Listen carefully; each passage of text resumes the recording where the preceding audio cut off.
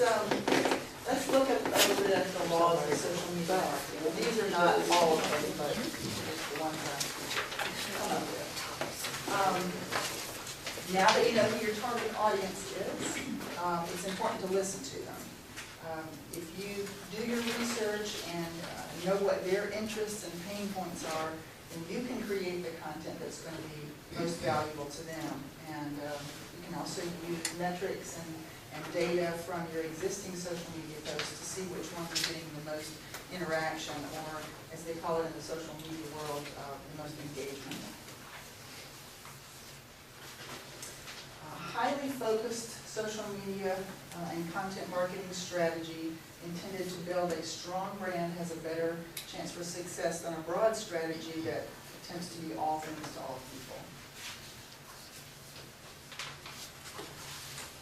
Like I said, feel free to break in with questions. Say that again, please. Okay.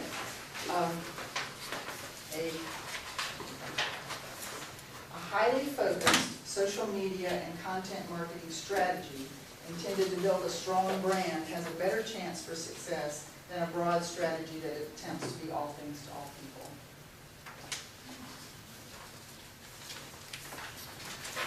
Quality over quantity of followers. It's better to have 100 followers who are highly engaged with you than 1,000 who are not.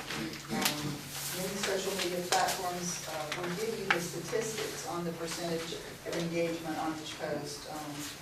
For example, a Twitter engagement percentage of 1 or 2% is average and is actually a very good percentage. Your information is being broadcast to so many people. And if you have 1 or 2 people who actually see it and read it and say, hey, this is valuable information to me, that's really good. So be patient and consistent.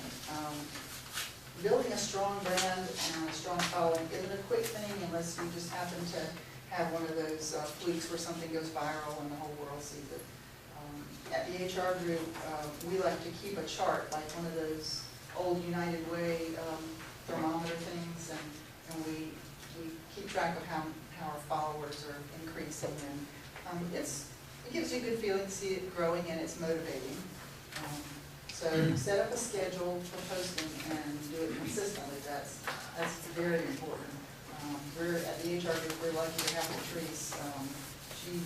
I'm telling you, I was doing it before she was. She posts multiple times a day. I was just going to recommend that, I don't know if any of you use multiple platforms, but we actually use Hootsuite, and so it manages all of your posts, and you can go in and schedule those posts for the rest of the month, the rest of the week. Very user-friendly and easy to use. So it's called Hootsuite, so you can H-O-O-T Suite. You can go out and link your LinkedIn to it, your Twitter, your Facebook, YouTube, the list goes on. And then you can time it, you want on Tuesday between 10 and 11. Yep, you can have whatever time, whatever day. I mean, it's awesome. Okay, thank you. And it's fairly inexpensive for the amount of time you would be posting anyways.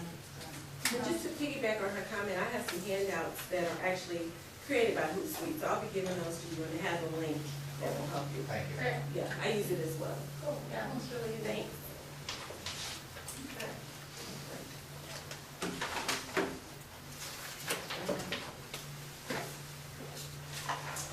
So the next law is to publish valuable content. We were talking about this before with content marketing.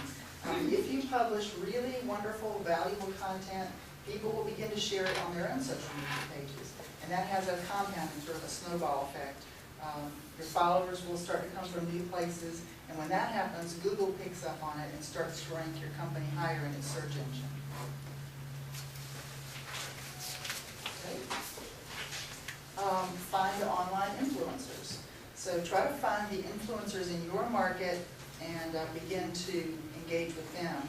You can reply to their posts, you can repost their items, you can send them messages if it's appropriate, and you'll be seen by their audience that way, and perhaps that influencer might even follow you and repost something of yours, which would get your information out to a whole new group of people. maybe a larger group. Okay, and the next three laws are very similar, but they have some subtle differences. Be sure to acknowledge others who contact you. So just like you wouldn't ignore somebody that calls you at your office, don't ignore somebody who contacts you online either. Always respond to those who reach out to you on social media. That's kind of hard to do. The second one is to reciprocate. You can't expect other people to share your content and talk about you if you don't do the same for them. So a portion of the time you spend on social media should be focused on sharing and talking about content that's published by other people.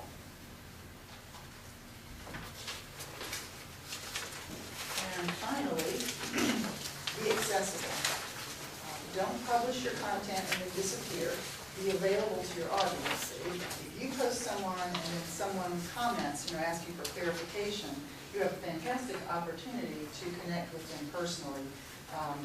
Or if several people make comments on a post of yours, then add your own comment to it, and even if it's just to say thank you for coming. So, and there are also ways to be notified by email every time somebody submits a comment on your post. So you don't have to keep going looking, but you can be notified as well. So that's the laws that I had. Does anybody have any questions about any of that?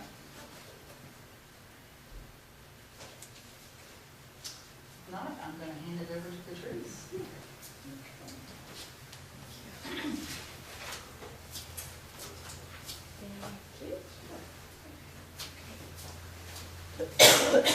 So the next thing we're going to talk about is creating your strategy for the different platforms that you might want to use. I have a handout, and if any of you are interested, it just talks about what you need to do as you get started with social media. And part of what you need to figure out is what is it that you're trying to achieve.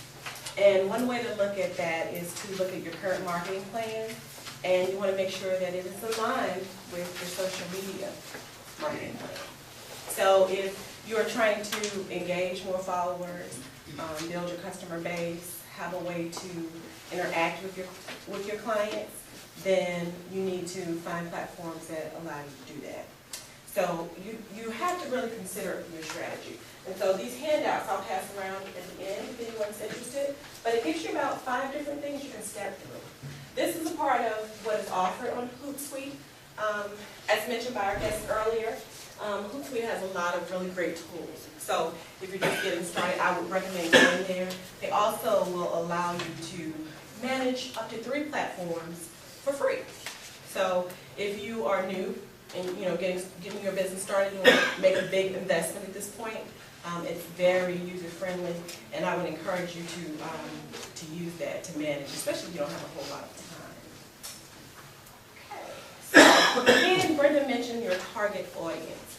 You do really have to think about who is my audience. And the exercise that she gave you earlier was not only to help you think about that, but sometimes when you get different points of view from other business owners or other people who are your potential customers, it can really shine a light on what you might be able to do with social media in a different way.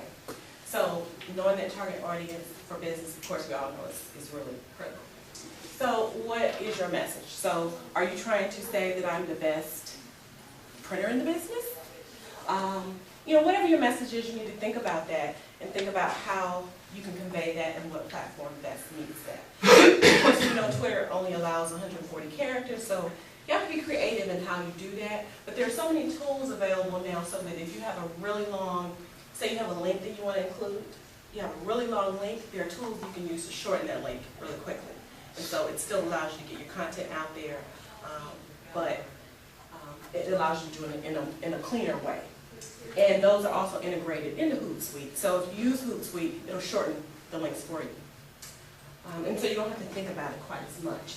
So how much time are you commit? It's really important because, of course, we know we're all busy and we don't have time to, start a new, a social media commitment and spend 40 hours a week doing it. So you want to think about that. And is it consistent with your current marketing strategy? I mentioned that earlier. You want to make sure it kind of is in line with that. You don't want to go in 2 different directions. All right, so your social media strategy. Of course, there's so many different things you have to do. As you know, when you're creating a business strategy in general, you have to think about listening to your customer, listening to your employees, defining what it is you want to do, measuring your success. And there are tools, as she said, on the back end of most of these platforms that allow you to look at your metrics, you know, daily, monthly, weekly. And you can set it up so that once a week, I know I'm going to get an email that says, this was your Twitter engagement, this was your Facebook engagement. You don't have to go there every day to see what happened today. Because a lot of people get overwhelmed trying to do it all. So again, this just kind of is a circle you continue to go in with social media. And this is why strategy helps.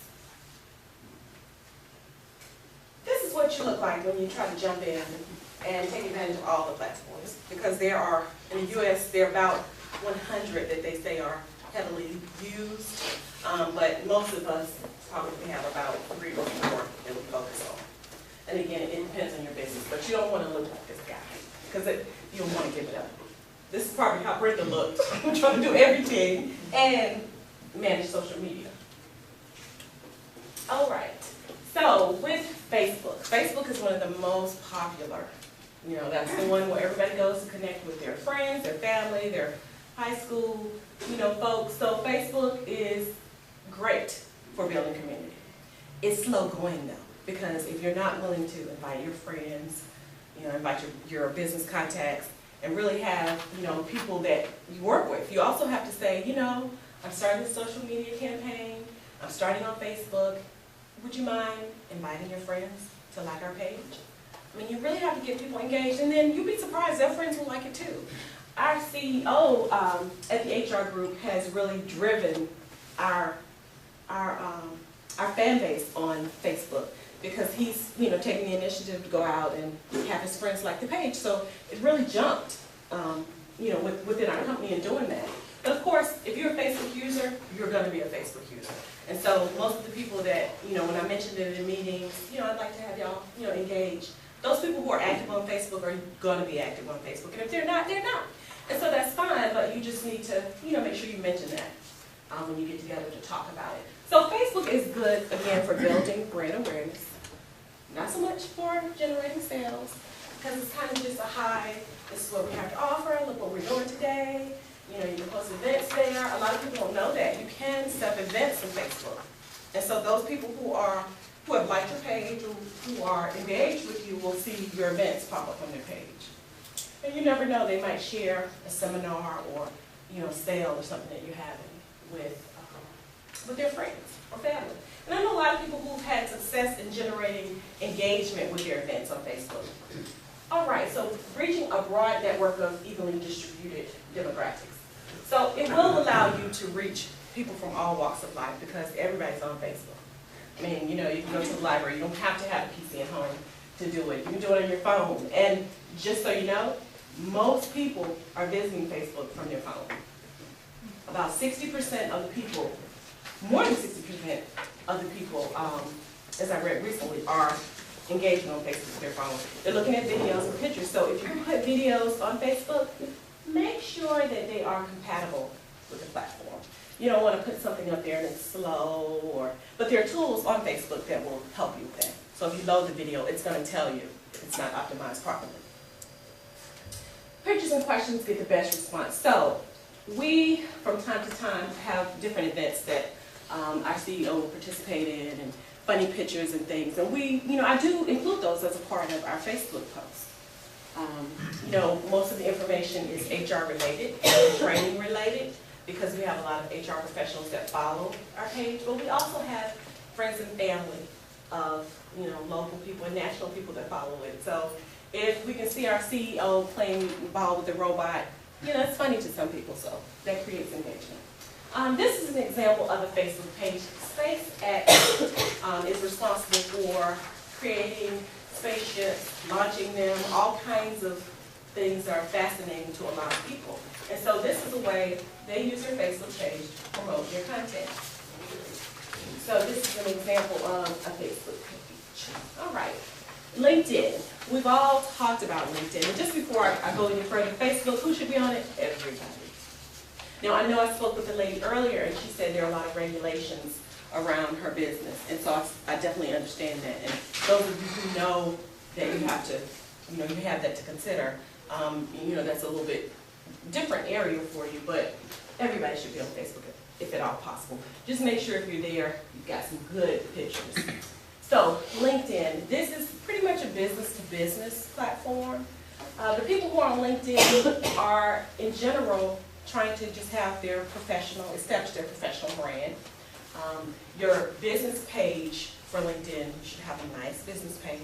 You can use that business page to network with your peers. Also, people get on there because they're looking for industry-specific information. For instance, our HR page, I created a group called HR Matters, which really just talks about anything related to HR, human resources.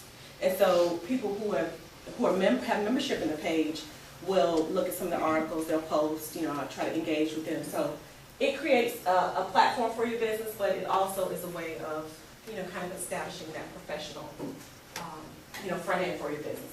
Who should be on it? All businesses. And again, if you have considerations that will keep you from being on LinkedIn. And the average audience, usually people think of people on LinkedIn as having a higher income or level of education, because most people have, their degrees listed and everything. But it is, if you are a working professional looking for a job or not, you should have a LinkedIn page, and your business should definitely have one. The most difficult thing about the LinkedIn page would be some of the graphics. And I have a cheat sheet in my handout for you as well. So when you get into creating your profiles, you can use that. So this is the HR Group's LinkedIn page. This is kind of the back end of it.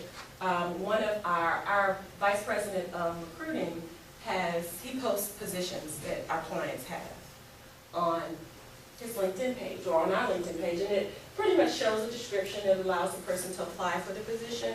So if you hire or recruit individuals, you can use your LinkedIn page in this way. And this is very much a big part of what we do. We use LinkedIn, the professional version of LinkedIn, for our recruiters.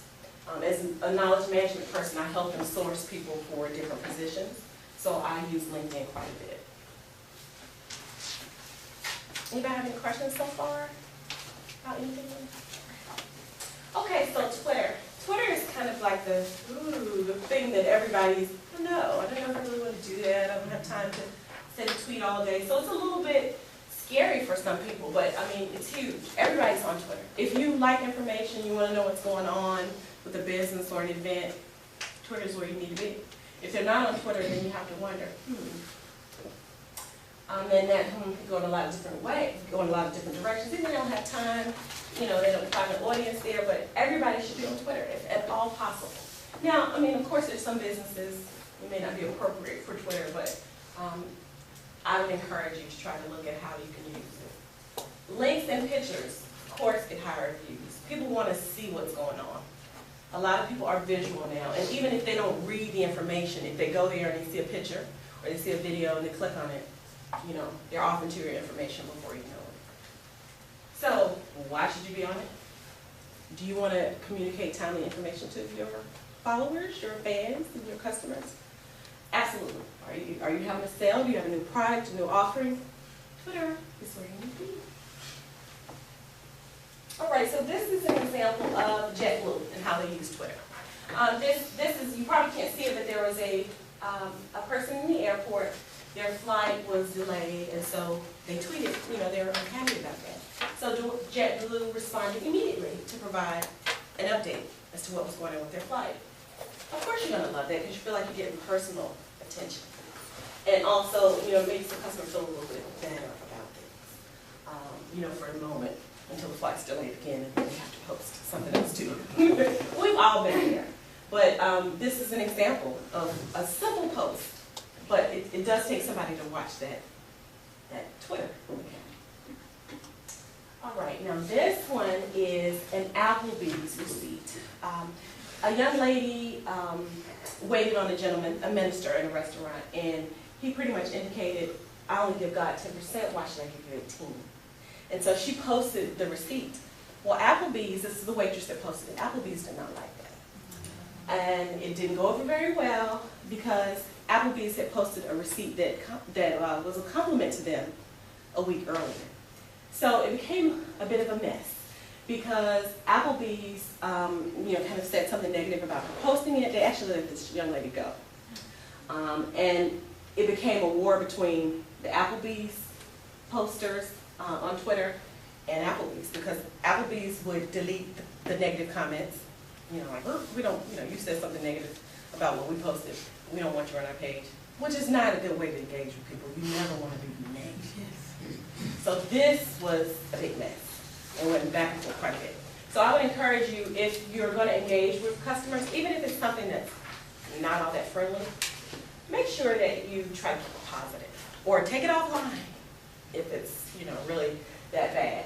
But I would encourage you to look up this story, because it is really indicative of what happens with a lot of companies that are not really thinking about, oh, this is still my potential customer or my customer. So they didn't like the posting, they let their employee go, and then they began having a war with their social media followers. So Applebee's was managing their reputation, not in a good way, but they were not really aware of, I don't think, initially, the impact that this could have. So you can manage your reputation using social media as well. Right. Pinterest. Pinterest is a baby. Pinterest is like the new guy sort of on the block.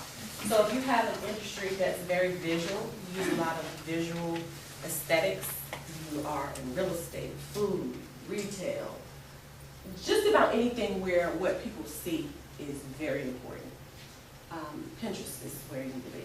Now, Pinterest is thought of as this, site where women go to talk about crafts and they post stuff on a visual board. Not so much.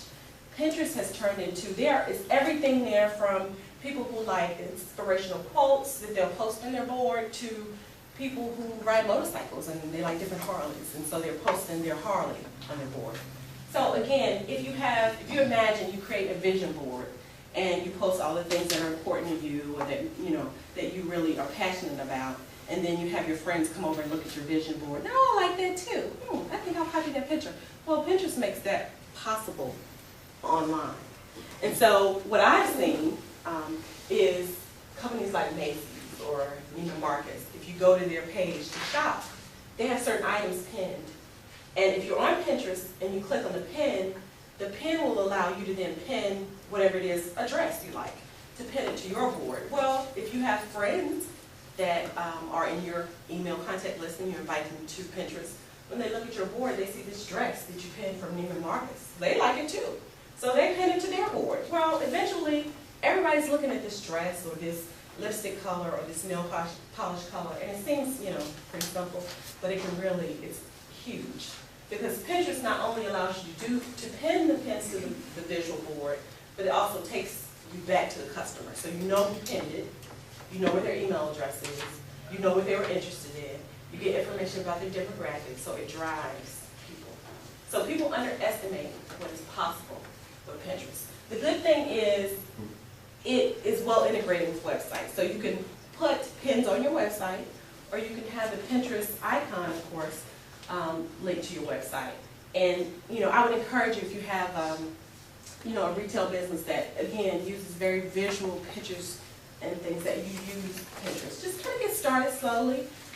Create a vision board. You can do it in a theme way. So if you have an event that is, I don't know, I think we just had an event around a particular flower, and I can't think of it right now, but I saw it coming in when I was coming into Wilmington. Yes. So if that is the event, then you create a vision board around that event. It's a themed event. So you invite people to pin, they start to do it, and it can go wild. So it helps you to figure out what your customer is like, where they are, and then you can go right back to them. So then you're creating a customer database from Pinterest. So if you have a customer, for instance, I'll take this gentleman's business, as an example. If you have a customer that's created this great card using tools you have on your website, and you just think, wow, this is fabulous, what they did with our technology, they created a card, post that person's card. If people are impressed with what they can do, then why wouldn't they come back to you?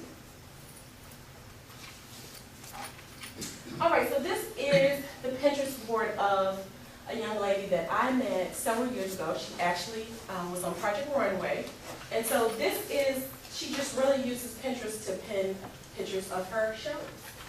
So these are her fashions. So this is just an example. And she creates sort of a, she'll have a New York Fashion Week 2014 theme board and, you know, her purses. So this is just gives you, you know, an idea of what you can do. And if you see at the very top, going across the top, I think she has like Project Runway, let's see, Spring, Project Runway All-Star, Season. So these are the different themes she's created. But her board is huge. All right, now this is one of the very motivating and worthwhile causes that generated a lot of money on social media. The ALS Ice Bucket Challenge. So I'm sure everybody's familiar with this. So you raise money for a cause and you create brand visibility. So I don't know if anybody participated? Oh, see, there you go, okay. And you probably saw it on television. You know, I did. A lot of times if you're watching television shows, you'll notice at the bottom, you know, there's a hashtag or something for you to tweet or somehow for you to follow the show. It creates engagement. And they're doing it through television, but it can also be done through social media.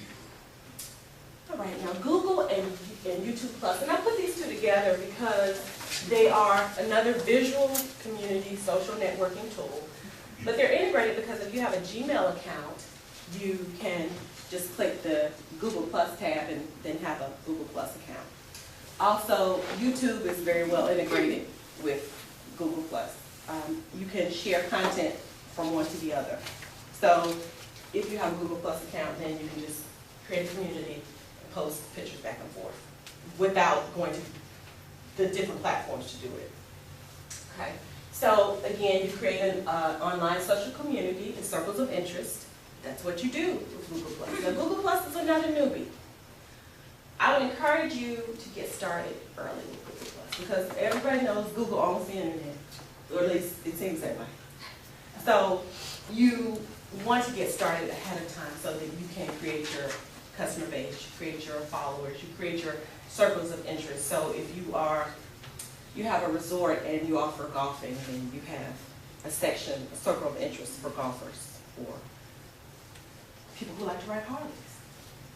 So you find out what people are passionate about using Google+. You create the circle, you engage and invite them, and then you can, there's a place on Google+ where you can link your website and you can link all of the different social media platforms that we're talking about back to Google+. So everything kind of goes in a circle to feed your digital profile. Okay, should you use it? Yes, but you do have to consider your budget and your market. And you have to consider your budget because if you are producing YouTube videos, as this gentleman probably knows, you can't just, take one with your iPhone with everything moving around and bouncing and you're going to promote your business. It's got to be, slick and sophisticated. So it can be done. It just takes time, and sometimes it takes a little bit of money. So this is an example. You can't really see it really well, but this is MAC's Google Plus page.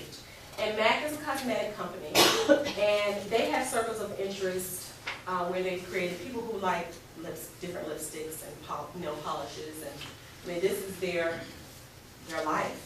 So while it may seem not a big deal to a lot of us, if you create a lot of drama around, they have celebrities who they'll create colors for different celebrities. If you have a lot of drama around a particular color, that color is selling out and people wanting that color. So you're creating engagement, but you're also finding out what your customers are passionate about, what colors they like, during what season. And this can apply to not just lipstick, it can apply to anything. But again, the Google+, Pinterest, YouTube, all of those are very visual platforms. So this is the YouTube profile for MAC. And they have different videos that show women how to put on makeup, different types of makeup, eyebrows, lips, whatever, cover up. You can look at a video that gives you instruction. YouTube is a really good place to use to post instructional videos. People like to find out how to do things. So I would encourage you to use that platform for that reason. Any questions about Google+? YouTube. All right, so McDonald's. McDonald's used YouTube for brand awareness. They want to build trust. You know, there's been so much controversy about, oh, these nuggets are great, but what are they made of? Is this nutritional? You know, they're trying to improve their menu so they can, right now especially, compete with other businesses. So this gentleman who was an employee of McDonald's decided to follow the chicken nugget from, you know, the beginning to the end. So people can, you know, hop online and they can see that, oh, they are actually made out of chicken. And this is how they come to be. So this builds trust, because those mothers who are trying to, they love to feed their kids chicken nuggets because they're easy and quick, but they want to make sure they're giving their kids something that's good for them and that's nutritional. You know, McDonald's is building trust by showing you how they're made. It's an interesting video. So Instagram. Instagram seems like the teen and celebrity favorite. It's great for mobile photo sharing, great video sharing tool. It's primarily used just to share videos, to share pictures. People think of it as kind of a one-off thing, but Instagram can be quite powerful. Again, if you have a visual industry, if you know, food, real estate, clothing, any of those platforms and more would be great for Instagram. Recently, I learned a lot about Instagram. About a year ago, my nephew is really into tennis shoes that come out that are, you know, I guess favorites, or they're dead stock, they're not going to be made again. And he collects them and trades them with his friends. Well, I didn't know that he could go on Instagram to find out when the latest shoe came out. This is what companies, businesses, retailers are using Instagram for. If they're having, they're promoting a certain event, they use Instagram. That's how you can find out when the shoe will be released, or when the sale is starting. And a lot of times it's surprise events. So they create this following on Instagram about, oh, you can come here and find out when we're going to have 50% off, or when we're having a specific event, and what celebrity or what local person might be there. Instagram can be used for that. So should you use it? If your target market is on Instagram, then you should be too. Any questions about Instagram? Sure. Share Coke, Coca-Cola. Okay, this was a great promotion for Coke. And they used the Share Coke campaign to showcase their product. I'm not sure if everybody remembers, but you could purchase a Coke with your name on it. It's cute, you know. It was something that they did to create engagement. They used Instagram to post pictures of it. So everybody's running around looking for a Coke, or when they're in the store, a Coke with their name on it, their child's name on it. You know, it could be a collector's item. Something nice. But it's a way to showcase your products. So, getting started with the different platforms. All right, the first thing again you want to do is you have your strategy. You want to audit what you're doing currently. So you want to look at the platforms that you have, determine how they're being used, look at their metrics to get started. So Facebook, this really kind of just drills down to how to get started with each platform. If you're already on social media, which a lot of you are, I'll kind of just go through the ones that are the most popular pretty quickly. So I have in the packet, there's a social media image cheat sheet, which tells you what size your photos or images need to be on each platform. So you don't have to go looking for that and try to optimize them while you're inside of the social media platform. So you want to first create your profile and your cover page for Facebook. And you want to, before you publish it, have your great images out there, have your story out there. Don't publish it and then there's a blank page and the information, there's nothing there. So you want to make sure you have time to, even if you just go to your page and post your info there, you don't have to recreate the wheel, but you want to make sure that you integrate it also with Twitter and Instagram. And know that if it takes you a long time to get 100 Facebook likes, be patient. It'll happen, but it just takes time. And engage. So LinkedIn, again, you need to create a great profile, a picture and summary. So for your professional version of LinkedIn, you want to make sure that if it's your personal page, that it's a a good headshot, or it's not a picture with you playing tennis or something. You know, it depends on your motivation for being there, but I would encourage you to, you know, make sure that you think about that. Also invite business contacts to connect, because if you have people who are in a like business or people you do business with, you want to connect with them on LinkedIn. And join like industry groups. There are a lot of groups on LinkedIn. Anything you could possibly think of in any arena, there are groups on LinkedIn. It's just a matter of searching and joining those groups. They post information, you can post information, and as Brenda mentioned earlier, that content management, as you publish articles or as you like articles and repost them, share them with people, it creates engagement. Pinterest. Pretty much the same thing for Pinterest. As I said before, you want to create a visual board. You want to make sure you add a description and that you use the email associated with your Twitter account.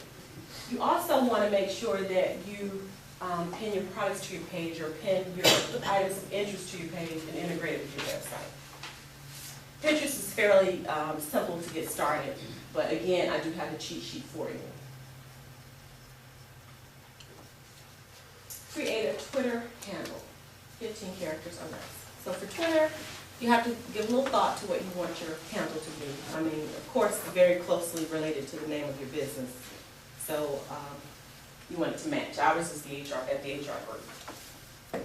So very simple, but you know, you only have 15 characters, so you have to, you know, be creative when you're thinking. So of course, same thing, you want to have a great picture, a summary, something that catches the person's attention when they go to Twitter. And you know, be careful to make sure you know what's trending if you want to use it in that way. If you're just using it to post information to your followers, then you know that's fine. But if you're interested in knowing what's trending around your industry, in your packet there is an anatomy of a tweet, and it gives some information about a Twitter handle and a tweet and the different parts of it. So in order to tweet, you're going to have to use the @ symbol before Twitter handle for direct tweets. So I want to tweet directly to this gentleman, I would use the @ symbol in my line of characters to tweet directly to him. And use hashtags before relevant keywords. So, okay. What's the difference between a tweet and a text? Well, a text, you Other can, than the limitation of 140 characters. are you saying on Twitter? Yes. Okay. Well, a tweet is basically, anything you do on Twitter is a tweet. So you send any kind of text or character message on Twitter, it is considered a tweet, not a text. But a text, of course, you can text on your phone. So you go into your messaging feature and send a message just to an individual or a group of individuals. So in order to text, you have to be on your phone. The tweet is in the Twitter platform. So they're pretty much the same. But you still have to have your phone to text. To text you do. What if, let's go back to your question of, my flight is running an hour already. Yes. Okay, so you're in the air. Okay, so would you text or would you tweet? You would tweet JetBlue or your airline if you had a question about your flight. So it's a direct, Twitter is a direct message to anybody that's following you on the world, pretty much. Okay. But if you have a specific business question to an individual or a business, then you would have to tweet.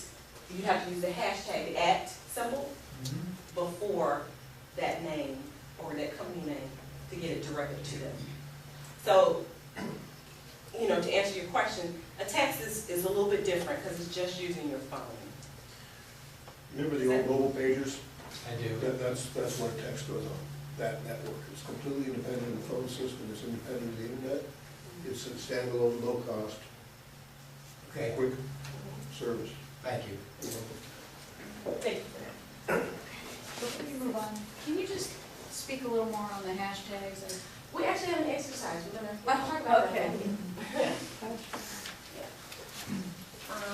Twitter hashtag. Okay. Should have read A hashtag is any word or phrase that you put the hashtag or the pound symbol in front of. What it does is creates a link. So if you have the hashtag and Wilmington social media event, and that's too long, but if you put the hashtag in front of that, then you create a link. So if people click on the hashtag, then it becomes a whole conversation or a subject thing, sort of like a news feed about that particular event. Okay, so it turns the word or phrase into a link. It can be used to find discussions or topics. So a lot of times if you're looking, again, if you're looking at television, you'll see the little thing pop up at the bottom, tweet us, or at hashtag, yada, yada, yada. So if it's the season finale of Grey's Anatomy, there might be a hashtag season finale Grey's. So if you wanted to say something about the season finale, like, oh my gosh, I can't believe you killed off Derek, then you would tweet that to the network or the show using the hashtag that they've given you. So that everybody who feels the same way as they're searching for information on Twitter about Grey's Anatomy could pick up on that conversation, and then you get to see what everybody's saying. A good example for the Twitter hashtag, you may want to talk about American Idol, how they use that for their final contestants. That may help different information understand. Well, we're going to do an exercise that Okay. we're going to allow everybody to kind of create their own. So, but that is a good example. A lot of TV shows are using that. So if people, as you're voting for different contestants, everybody had their own hashtag. So if they wanted to find out how many people voted for, I don't know, Sarah Guy, all they have to do is go and search and look at the feed to see how many people voted, because they use the hashtag. It's now a link. It's now its own news story. So you can use it for your events or your sales or anything that you want to advertise on Twitter. And it increases your visibility. So if you create a link and you are tweeting about this particular link and event, it's going to all your followers, then they pick up on it and it creates momentum, which increases your engagement. So it allows brand fans to engage with your business.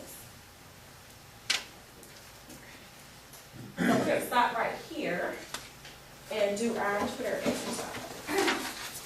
If you open your packet, it is actually on the back of the anatomy of a tweet.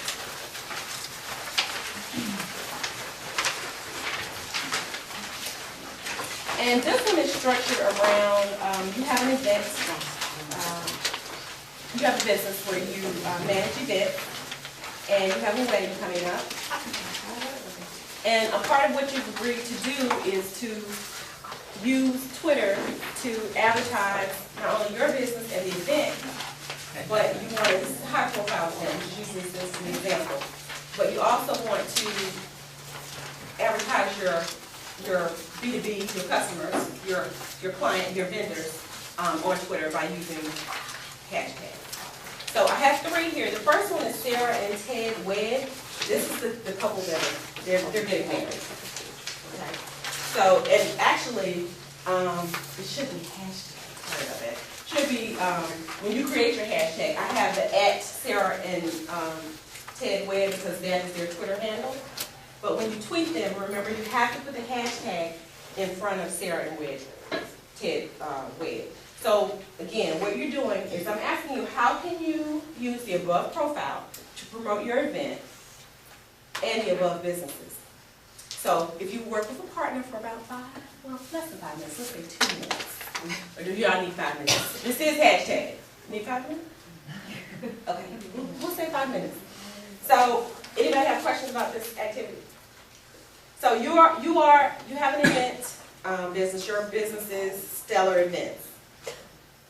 So you want to tweet, this is the week prior to your event, the week upcoming, you want to engage people, get them involved with Sarah and Ted and their wedding. But you also want to promote the businesses who are engaged with you because they're going to give you a 10% discount if you do this. So how can you create a tweet that involves all of these 3 different Twitter handles?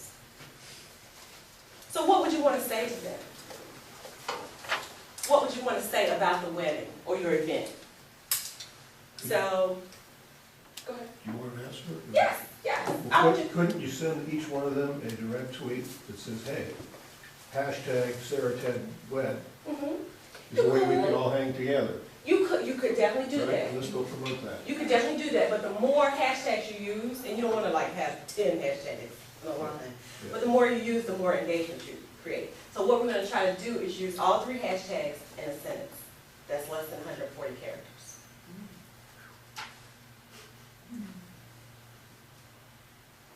Any suggestions that anybody wanna offer? Okay, so you could say, join us at Sarah and Ted's wedding, but of course you're gonna use your hashtags. Join us at Sarah and Ted Wed, hashtag Sarah and Ted Wed, this weekend at, you know, whatever venue. We'll be enjoying cuisine from, what's our food vendor? Fab Dishes. This event is promoted by, and I mean, you're already using your profile, but we're just throwing it in there. This event is being promoted by? Okay, see, it wasn't that hard. You just have to kind of think about it just a little bit. And the good thing is, as we said before, Hootsuite is there to give you plenty of practice to. But the more creative it is, draws more attention. Exactly. So that, to me, wouldn't draw anything. It would not, but that was just, I just kind of threw something together for, you know. But again, you have to think about, you know, Sarah and Ted and what's important to them for their wedding. So that's where people have difficulty with passion. Because you want to make it worth your while, but it doesn't have to be rocket science.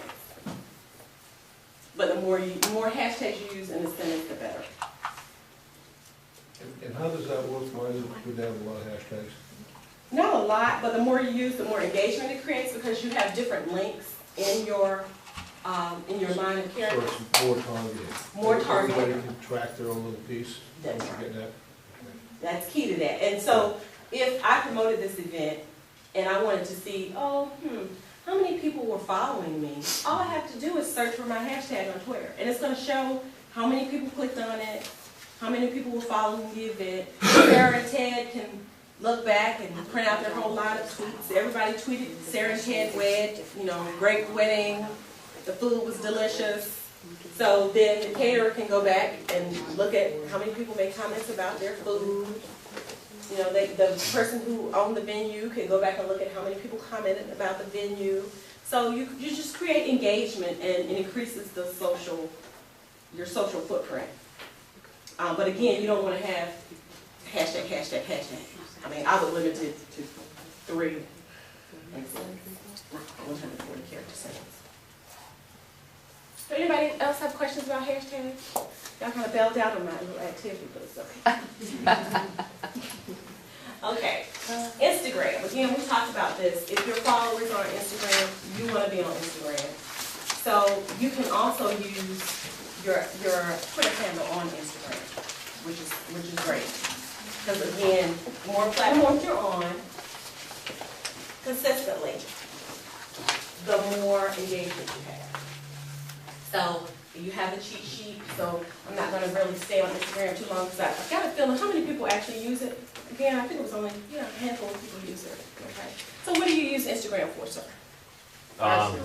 Look at pictures of celebrities. Okay, there you go. Okay, anybody else? No, but I had a question. I heard recently that Instagram is replacing Pinterest as the social media of choice for photos. I've not heard that. I've not heard that, but I mean, you never know. There's so much going on, you know, everybody. But I've not heard that. Pinterest is kind of the new baby. Instagram, Facebook now owns Instagram, so you know you can integrate your Facebook, your Twitter, and your Instagram into Facebook. So when you post to Facebook, you post everywhere. Who else is using Instagram? We use it in real estate for, our feed is snapshots of Wilmington so that people who are looking at hashtag ILM can see what Wilmington looks like, or pictures of the homes that we are listed. Yeah, great. I mean, great vehicle for anything visual. Okay, Google and YouTube. So with Google and with a Gmail account, if you have a Gmail account, you can go ahead and set up Google Plus and your YouTube channel very quickly. And the good thing about it is you don't have to publish them right away, so if you want to go ahead and set them up, but keep them private, nobody's seeing them, you can do that while you work on it. But I would encourage you to get integrated with Google Plus, because it does improve your metrics on your website, just your social media footprint altogether. So with Google, Google Plus, you start by creating a category or selecting a category for your business. You'll put in pictures and links and videos, and you can also, as I said earlier, integrate other social media logos so that everything's pulled in. Just creates a circle of interest. And you want to invite people, contacts, friends to join your circle of interest on Google Plus. And then to, subscribe to your YouTube channel. And if they subscribe to your YouTube channel, anytime you post a new video, then they find out and they can take a look at it. I have a question about Google Plus. I'm not that familiar with Google Plus and YouTube, but is there a way for Google Plus or some of these other social media platforms to see who's been looking at your page, like you can on LinkedIn? You can. It depends on what their profile is. Some people, when they set up their profiles, they make it private, so you won't necessarily know. You might be able to, you could always send them a message and find out, but you won't be able to see them like, I know what you're talking about, the feed that comes to your email where 50 people looked at you. Well, on my LinkedIn account, I can see pictures of people who Yeah. have looked at mine. Yeah. Google Plus doesn't quite work that way because you do have to invite people. You can leave your profile open so that anybody can search and find you, but it's best to go ahead and invite people. And include the link on your website so if people click on it, then they go to your circle of interest. We use Google Plus as a way for people to give us feedback about their experiences with the HR group. And then it becomes something everyone can see. So for testimonials, it's a good idea. Any other questions about Google Plus? I think the cheat sheet will help you get started very easily. So in order to manage your social media, as we talked about earlier, there are a couple different ways you can do that. Hootsuite is a really good tool for that. It's one sort of dashboard where you can see the different platforms that you're managing. You pretty much decide, okay, when I post, I want to post to these 3. You create your message, you schedule it from, it can be now to December. And then you set it up and it just goes. You don't have to every day come in and say, oh gosh, what am I going to tweet today? You've already scheduled it. So that's a good tool. Sprout Social is another sort of similar to Hootsuite platform. And again, the Hootsuite, if you're going to do 3 or less, then it's free. You don't have all of the functionality, but you have everything you pretty much need, even a lot of metrics. So in order to succeed with social media, you want to stay engaged, okay? You want to set up notifications so you can stay on top of updates. So you need to know who's trying to contact you or who said, oh, great post, or that was a great sale this weekend. You want to set up your email in such a way that you get the notifications. Daily or weekly, however you decide to. I would encourage daily so you can respond as soon as possible. You don't want to find out, 7 days later that somebody had a question about a product. You want to dedicate some live time to interact.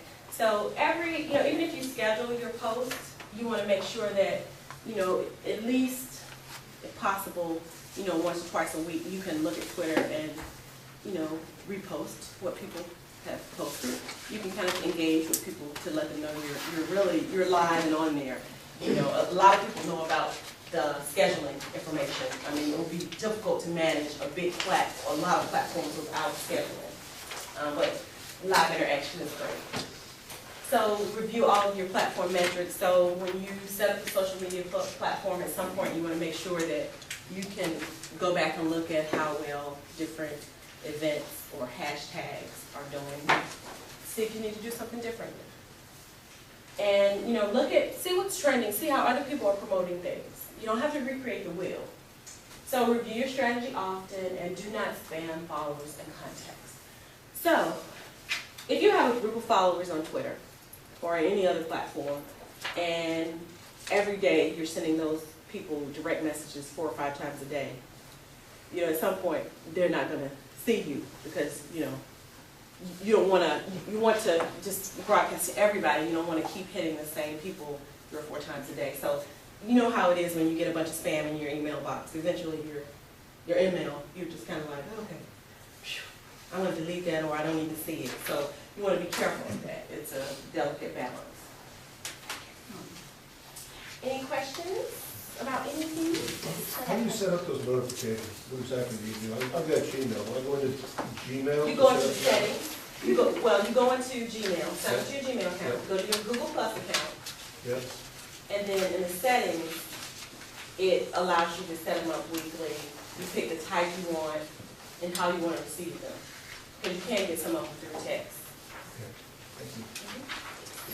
So I was always really confused before about the difference between Facebook and Twitter. Like, if you had an active Facebook page, why would you need the Twitter page? Because it seems like you're posting and sharing links on Facebook. But it seems to me that a big difference is that on Twitter you can actually search through the hashtags and like, quantify the Yes. results on Twitter. Yes, yes. And you know, Facebook has some metrics, but Twitter is just, I mean, it's real time.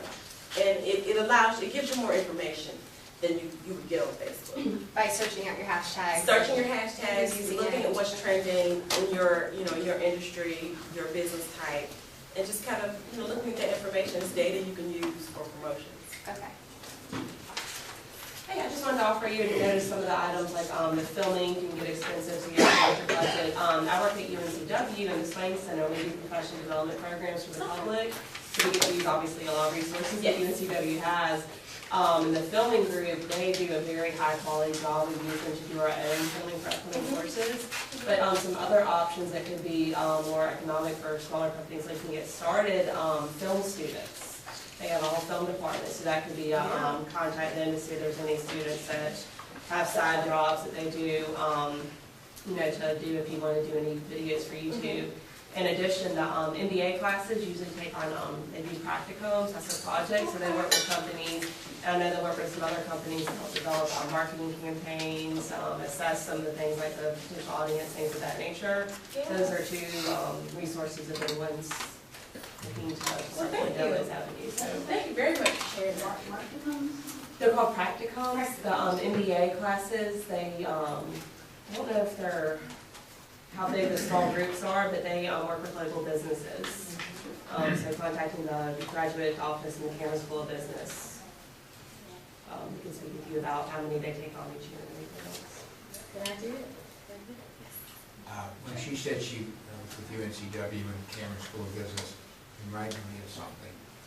I do a lot of mentoring in the Cameron School of Business and also lecturing in the marketing department. Yes. About 3 weeks ago or 4 weeks ago, one of the students at the university wanted to be a friend of mine on Facebook. And I accepted him, and I noticed he had 1,017 followers. And my question to you is this: so if I send him a note that said, hypothetically, I told you 3 times how to do it already, mark it down. Does that mean 1,016 followers are going to see it? Well, it depends on how you send it. You need to send an inbox message to him on Facebook. Not a private message, just answering them back. Oh, yeah. Everybody's going to see it. So the only way you do it is to put it into a private. Yes. Okay. Anything you don't want everybody to know goes in that private message. Okay. So how do you measure success in this? In this, well, I mean, again, you have to look at your metrics. You know, you have to kind of, when you create your strategy, whatever it is you're trying to achieve, you have to look at, you know, this time next year or 6 months from now, did you, you know, get more business from that particular event or promotion? You have to look at how well you're able to manage it too. So that's a big piece of it. If you don't have the time to commit to it, and it's going to frustrate you, then it's not going to be very successful. But the metrics are really important. It's slow going when you get started. You know? Unless, as Brenda said, you do something that creates, you know, a viral create a video that becomes viral or some event that just kind of explodes, then you know you've been successful. But those are, it doesn't happen real often, especially for small businesses. So I would say your metrics would, give you that information. Because, if you had a So promotion. you're assuming that increases followers? No. Increases, Not necessarily. What I'm saying is if you use social media to promote a particular campaign, and then normally you make $20,000 on that campaign, but then you use social media and you see that you made $30,000, then where you were not using it before, I would say that's a measurement of success. I would say then, yes, you've been successful in the use of that platform. So then you have to look at how you use that platform, see how you can transition that to other platforms. how do you get good content to put out there? Well, you can do that a couple different ways. You can find the industry experts on Twitter. So for your industry, you can find the experts on Twitter, follow them. They usually have very good content. A lot of times, many people don't have time to write different articles and blogs. So if you find those industry experts on any of the platforms, follow them, repost their article, or even if you say, this is an article published today by, add your spin on it and use their content. You're giving them credit, but you're also telling your customers how it kind of relates to what you're doing. So that's definitely, that's a big. I know there's services out there that create content for Yes. different industries. Yes. What do you think of that idea? I think it's great if the budget is the thing, if you are willing to commit the resources to it and they understand your business. I mean, I would really want to talk with them to see if they understand what you're trying to do and what the focus of your business is, and then it's a great idea. That is my job. I do that for Caldwell Banker, and Okay. I only do it part-time, but I go into the office, which I think was sort of the issue that they had before with hiring social media coordinators that are outside of the office, because it's hard to get a feel for exactly what a company. Well, we went with a company that was providing content, and it was for printing companies. Okay. And